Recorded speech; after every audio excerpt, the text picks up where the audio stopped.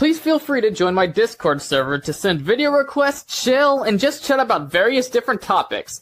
Link is in the description down below, and if you're watching this late, don't worry, I made sure it can't expire. Hope to see you all there. And it's terror time again. They've got you running through the night. It's terror time again. And you just might die of fright. It's a terrifying time.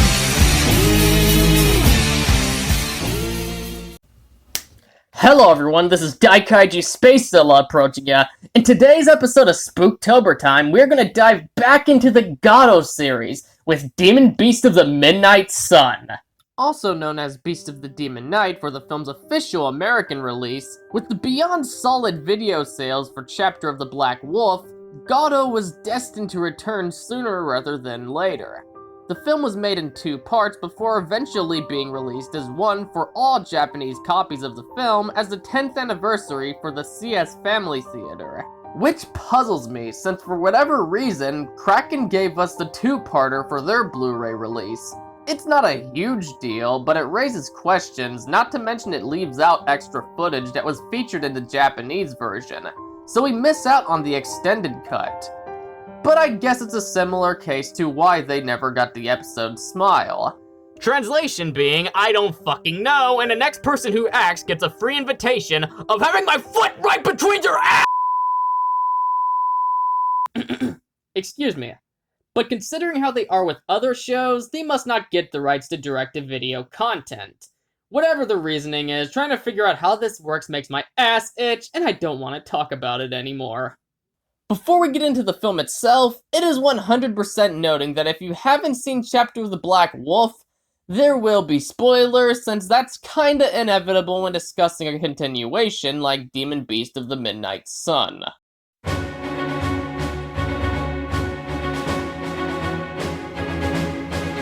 Set after the events of Chapter of the Black Wolf, young priestess Nin sends a message to Koga after using herself as horror bait to get his attention. While at home, they discuss the matter and suspect the validity of the message since it came from dead priest Amon. Koga went through with the summoning ritual to speak with Amon, so his spirit informs Koga that Jabi is alive and she resides within the Makai tree, set to be reincarnated within 200 years later. On their journey to rescue our favorite female badass, they encounter an ancient horror named Legolas who'd been resurrected to turn an event made to keep the world whole known as the Midnight Sun into a ritual to revive his legion. As a sequel to a self-contained story that had no reason for any form of continuation, it's important that this film gives itself a purpose other than to cash off the success Chapter of the Black Wolf came to be and not mess up any lore brought from Season 1. Thankfully, Demon Beast of the Midnight Sun does more than enough to follow up to such an amazing series, and there isn't a point where the thought of "this is pointless" comes to your mind, as stuff that could have easily been written off as some cheap cop-out isn't done without valid reasoning. Like Jabi's revival comes at surprise since if you watch Garo, it was clear that Kodama fucking killed her. Anyway, they managed to make sense out of this, being that her soul was banished to the Makai tree without harm to reincarnate generations from now, bringing extra neat lore to the Garo universe as a bonus. Which, if you're acquainted with Garo like a certain heathen here is, the constant expansion of lore is an aspect you'll come to expect, being that Amamea has a mind like H.P. Lovecraft. No, I'm not talking about the fucking cat. The comparison comes from the unique worlds both managed to create that never seems to have an end on how far they're willing to take their creative minds. In this case, taking more from Buddhist mythos being reincarnation, with Amamea's bizarre spin to add on, which makes for a fresh take on the concept that feels otherworldly even for religion. There's also a point in the story we finally see what happens when the knight armor gets touched, which was nice since we only heard about the consequences in Chapter of the Black Wolf. So it's particularly fascinating to see the film just kept one quick line consistent, allowing us to see it in action. And before anybody screams, "Oh my god, it was shown before, horrors aren't affected by it." Sure, he's technically an Akuma now, but he's still human to an extent. so his flesh connecting with something like soul metal isn't gonna end well, since he's just a slave with demonic mutations, so his skin and soul were by no means built to contact such material. I know it's only a TV movie, so it's not gonna be this grand change of budget, as it's still available at the comfort of your own home. But I'm glad it doesn't just come off like an extended episode of the show, despite originally airing in 2 parts. And that's still how we Americans access it even today. The story is treated on a much grander scale, giving off plenty of fan service to help the film feel like a love letter to all fans who've shown their support to bring back the Golden Knight, with an entirely new threat outside of the vein of a traditional horror or even a Dark Makai Knight you'd see from any series. A nitpick I do have, however, is how did that guy understand a word Legolas was saying? He doesn't speak Japanese. The way he talks is in the Makai language, which clearly this loser shouldn't know unless he's got some hidden background that we don't know about. But at worst, it's just a minor plot hole that would go over the vast majority of people's heads, unless you're closely analyzing it like myself. But I felt like it warranted a mention since I did notice that little detail. With the amazing character development of Chapter of the Black Wolf, really all else you can do is expand upon what is already there. But before I get into anybody with major growth, first I would like to go into something I missed in my review of Chapter of the Black Wolf. Zaruba is voiced by none other than Hironobu Kageyama, which I mentioned that, but what I didn't go into is he's one of the main vocalists of the power metal band Jam Project, along with doing multiple solo songs for DB, Get a Robo Armageddon, and Ultraman Z, which is probably why Jam Project does so much music for every single Garo entry due to that connection. Granted, I knew this, but it was something I forgot to go into, and I regretted it ever since, so I felt like getting that off my chest here. That being said, there's not much else Demon Beast of the Midnight Sun could do for his character, since we learned his origin already, and his character has a big reliance on his relationship with Koga, and they are still one of the best duos on this godforsaken planet. In the same vein, Rei and his correlation with his talking jewelry, Silva, played by famous voice actress Ai Orikasa. This one further demonstrates how far Koga's come as a person, as though still overall stoic, he's much more of a caring individual who even wants to get to know Din more while on their journey to the Midnight Sun. And it's moments like these of them bonding that really just stick with you after viewing the series, as even though she'd done something to upset him, he understands she's just a kid in the grand scheme of things. It also helps that she dealt with similar trauma, losing her mom and dad at a young age, so it makes it easier for the two to vibe. Then you have the fact she shares his mother's name, so deep down that clicks with him on a personal level. Since we are on the topic, every time Koga's mother shows up, even in the most intense of situations, you gain a massive sense of comfort, which works since that's exactly how Koga's feeling. It wants us to vibe with him, which is why it helps him grow more power to defeat the threat whenever necessary to discover something new about himself. This feeling of comfort is a big thanks to actress Junko Toshiro. She's got that kind, protecting nature to her that's almost a breath of fresh air to experience. Koga doesn't remember his mother outside of the fact she was a Makai priest, but he slowly gains memory of her, then reunites with her spirit. He may have been super young when she passed, but it's nonetheless a beautiful moment that's borderline tear-jerking. Though I'd probably blow my brains out if she was mine, but I'd be lying if I stated Din and her antics weren't precious. Yeah, she can be too trigger-fingered with magic, being a very young Makai priest, but she's just a kid, and the movie makes no attempt to present her to be any more mature than someone like that would be in reality. Child actors aren't exactly known for being fantastic. In fact, it's quite the opposite, at least here in the West. But if you were to ask me, I think there are many good child performances, and the argument is only thrown around to defend bad acting. Shit, how can you watch a dark story like The Sixth Sense and still come out with such a low standard for kids? Reason I bring this up is Yuzumi Shibamoto does really good. You can argue that all she had to do was be a kid, but that's how the character was written, and you felt like she was just a little girl trying to have fun and spread joy, even though both of her parents are dead. Jabi, once again portrayed by Yasue Sato, getting so much more time to the screen allows the rest of her arc to be explored. Like I said in the chapter of the Black Wolf review, she is how you do a tough female character. Not this shit Hollywood tries to peddle nowadays. Jabi is a very developed badass that has more than 2 dimensions. But if you'd like to hear more of what I have to say about her, may I suggest checking out the review for the 2005 show, but I digress. Like Koga, we're here to discuss the further progression to her character arc. Something that always made me enjoy this story is the big focus on one of my favorite characters, Jabi. A dynamic I always enjoyed as Koga and Jabi are really just 2 sides of the same coin in a sense.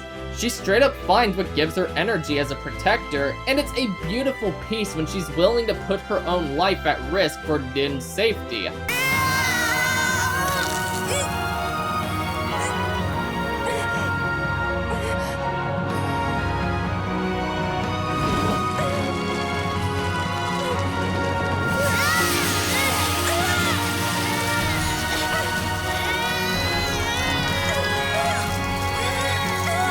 Almost like a big sister. So nothing here feels like a rehash between Koga and Karu whatsoever, aside from Jabi finding what she chooses to fight for. Yasue Sato still offers that precious, and for lack of better word, curious energy, but when business gets serious, so does Jabi.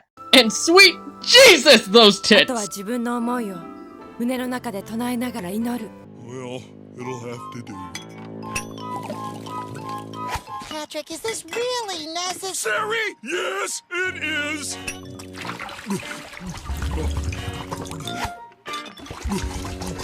Another thing of value Beast of the Demon Knight, or whatever title you go with, I don't fucking care, is introducing the White Makai Knight Tsubasa Yamagatana, played by Shoma Yamamoto, and he makes quite the debut if I'd say so myself. He has that stubborn, loyal attitude intending to do what's right for the family, but just ends up getting in the way of important matters thinking can be done by him. He's too caught up in his duty as a knight to protect to the point he threw away his emotions to become a cold-hearted jerk in the process. Sound familiar? Yep, just like Koga in Chapter of the Black Wolf. But due to this understanding, while he's going through this rough time, he managed to get him in touch with how he feels instead of running away from everything.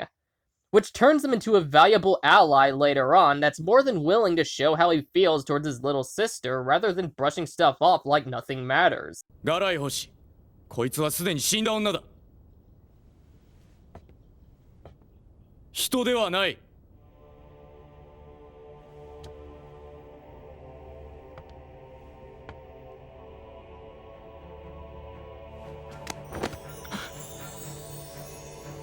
私の心臓の鼓動を感じるだろう。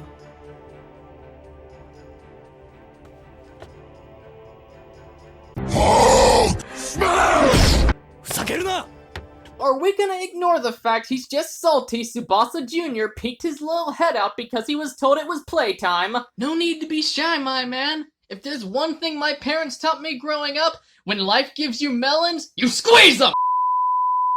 Shoma Yamamoto has that appropriate stubborn attitude that suits the emotion and dialogue of his character when the story asks for it. Our favorite Silver Knight, Rei Suzumuda, doesn't get the attention a fan favorite like him deserves here, but I'm only saying that as a fan, not based on him being objectively underused, since he is by all means an important piece to the tale. Once again, getting most of his development in the prior installment, all Demon Beast of the Midnight Sun could accomplish is expanding upon what Chapter of the Black Wolf brought. It's nice to see how close he's become with Koga, being they were endlessly at one another's throats through most of the first entry till near the end, which was always a blast, make no mistake, but it's strangely wholesome, especially looking at how the series left off with Zero labeling Koga a Zaraba, which translates to friend from the old Makai language. Rei Fujita once again delivers that charismatic badassery that only makes us love heroes like him more in the process, stealing the show each time he's on the TV screen. Priest Godai, being another new character to the lore of Garo, means she's one of the few they had to start from scratch on the development table. However, she might be new, but her wise old presence with her connection to Koga and Jabi makes you feel like she's been here from the very beginning. Godai is played by actress Kazu Tsunogai, who done really good here, bringing that wise elderly master full of wisdom but won't hold back on scolding those closest to her when they're in the way of important matters. The aspect that always stood out to me in Garo is the unpredictable nature on what you're gonna see in terms of monsters and the short horror stories featured. Sometimes you got what looked like demons from Kamen Rider, others were more Lovecraftian, while some were hot naked Asian Sorry. But if this doesn't convince you to fuck a demon chick, I'm sorry, you can enjoy your little safe space full of beefcake men pulled straight out of Magic Mike. I'll be enjoying the real paradise where we got blackjack and bitches. Point is, Amamiya could've just took advantage, with this being the Golden Knights' welcoming return to the fans that's shown their support by rehashing the same old ideas. But nope, Keita sat down and thought, how can we make this different? And brought to the screen stuff that isn't exactly unexpected for Garo, but freshly baked ideas for the viewers to consume. What might those concepts be, you might ask? Well, we'll get into that, but first and foremost, we should talk about the big baddie, Legolas. His design is reminiscent to that of the famous supernatural entity from Chinese folklore known as the Jiangshi. They're very similar to that of other cultures being the well-known vampires, so much so that they're just another culture's interpretation of the creatures. But differences are present. Aside from the obvious Chinese clothing and generally more undead appearance, they suck out life force instead of blood. Which, knowing Chinese mythology, this does suit the philosophies far more than the bloodsuckers Westerners come to know. And if you're in any way acquainted with Keita Amamiya's work with the pieces of Asian lore he uses for his worlds, out of any version of the vampire, these guys fit right in. So it was nice seeing Amamiya's demonic touch on these intriguing beings of Asian lore. Carrying similar abilities to that of a bigger horror, of course, there is a reason for taking such a form, as this is what he looked like showing up thousands of years ago when the Jiangshi belief was going strong. So he made no change for his appearance years later. And man, there's something about him speaking the old Makai language that's so unsettling.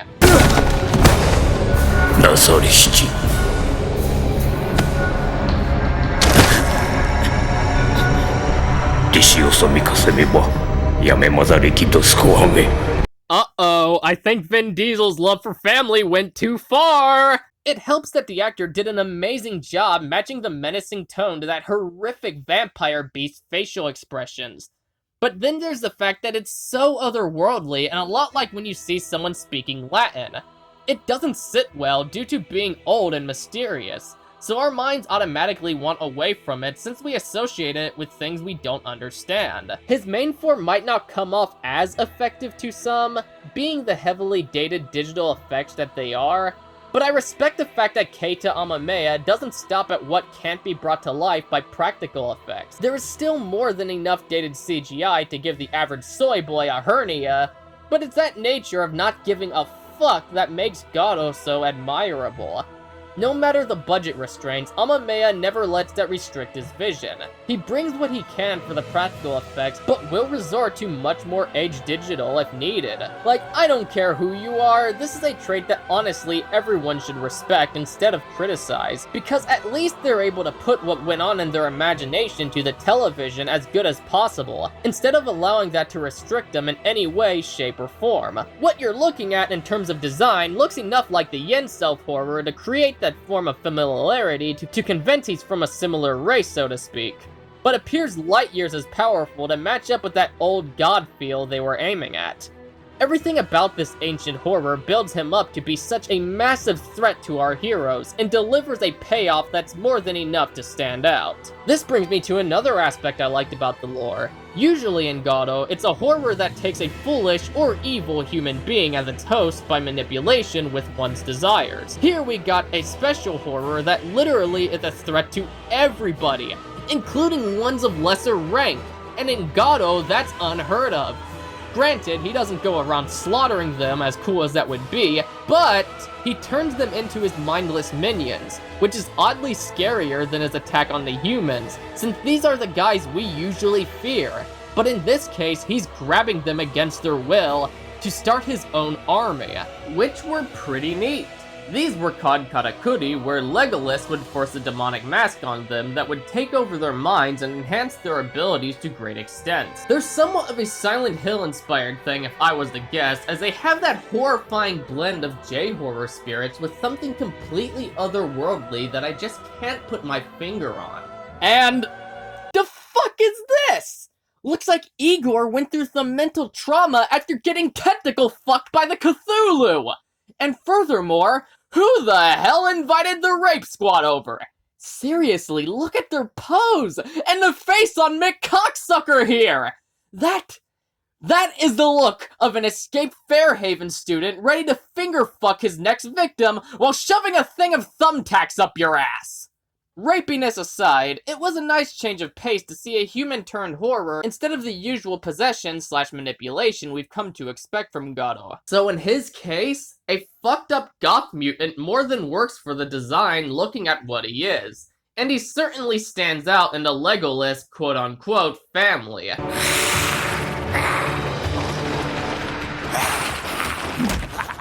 I wish that were me right now. I don't even care if she comes in with a strap on. She could do Papa SpaceZilla any day of the week.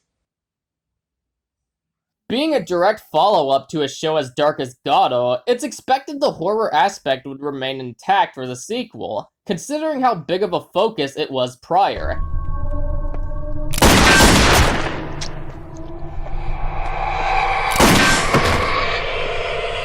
And it still finds a way to bring in some freakishly eerie moments when it wants to, that creates a level of unease Amameya's insane world can bring. 囲まれたな。え？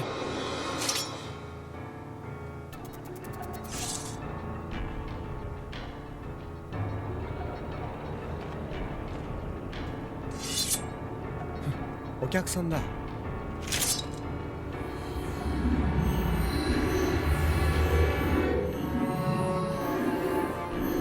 D、下がってろ。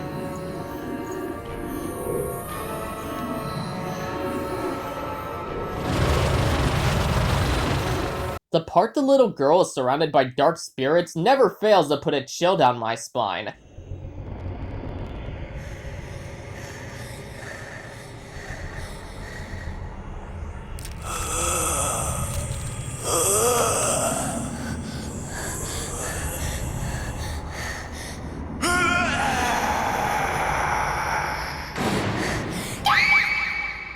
We don't know a thing about them other than they're evil entities lost in a world forever made to suffer in darkness, which all things considered touches on the creepiest and most disturbing aspects you're gonna find in the horror genre. We're even allowed to see some frightening moments involving the knights and priests. Yes, our badass heroes we usually rely on for relief are at points the ones being treated to the intensity.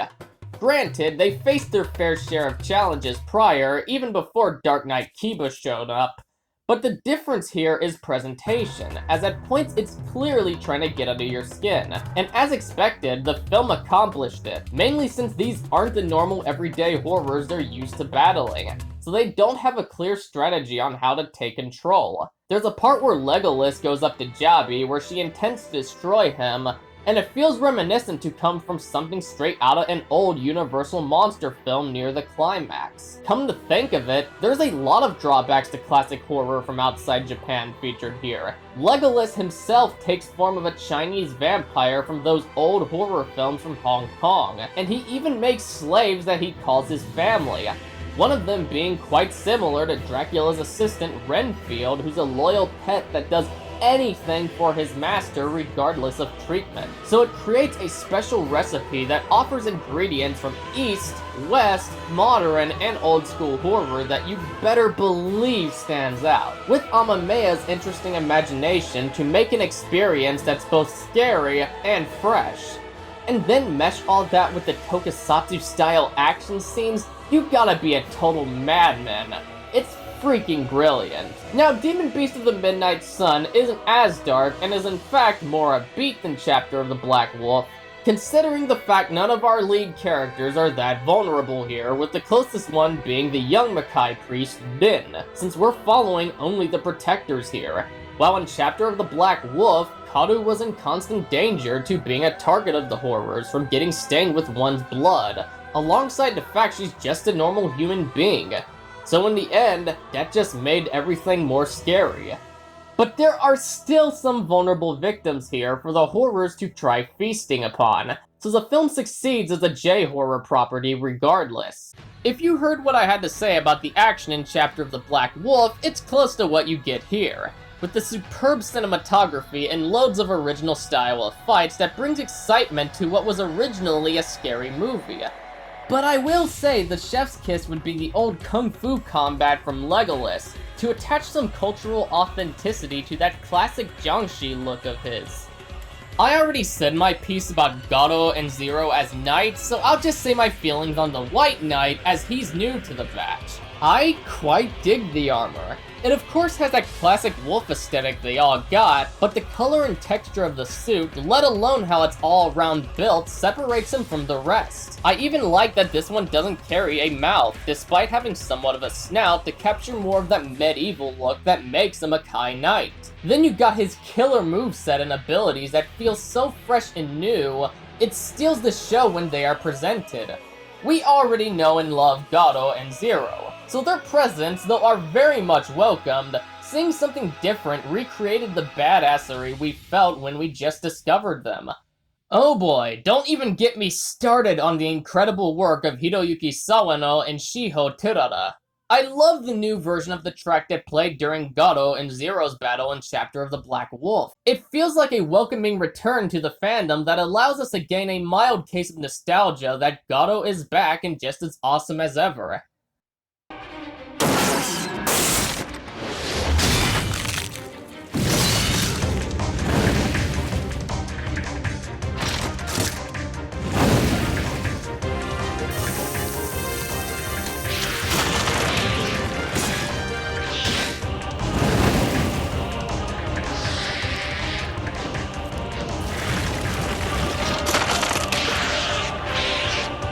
The music that plays during Amon's return is lighthearted and even comforting, so to speak, since the spirit of his childhood teacher came for a visit to explain that there is a way to save Jabby, as she wasn't dead after all, just was sent to be reincarnated.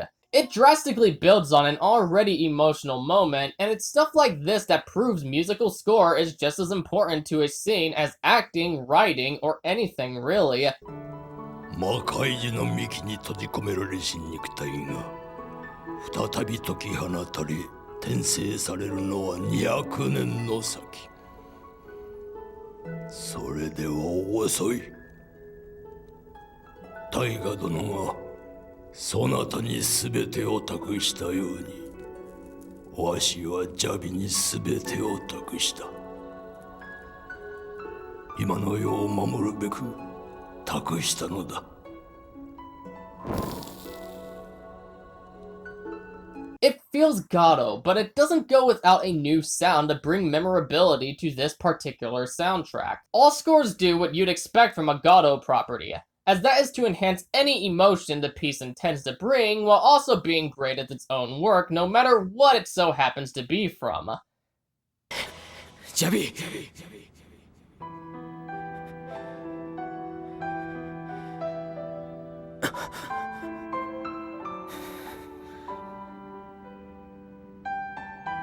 ゴーが